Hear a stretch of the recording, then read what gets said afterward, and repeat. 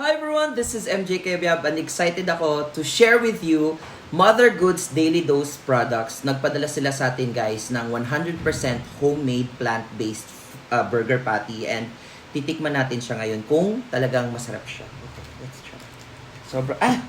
Sobrang nakaka-excite. At meron pa silang mojos na homemade din guys, so not organic.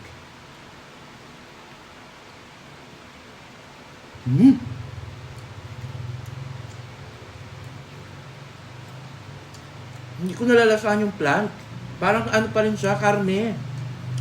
Pero wala tong karne guys ha. And especially ito din, yung bread nila, wala tong egg. So wala siyang animal product talaga. As in, purely made with nature. Wow.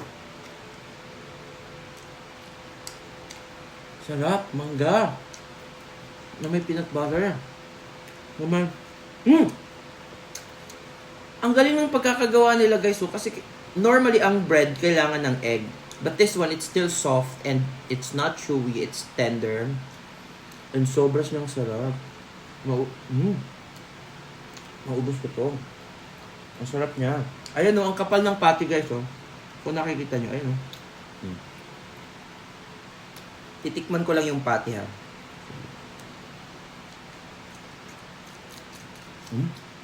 Hindi siya lasang gulay. Lasa pa rin siyang karne talaga. Guys, kung gusto niyo nito, umorder kayo sa Mother Goods Daily Dose, yung Facebook nila ito. Facebook nila yan. Itag ko kayo. Ang sarap. Hindi nyo pagsisisihan. Burger na burger pa rin siya. So sa mga health conscious dyan, gaya ko na nagda-diet, I'm sure magugustuhan nyo to. Bye!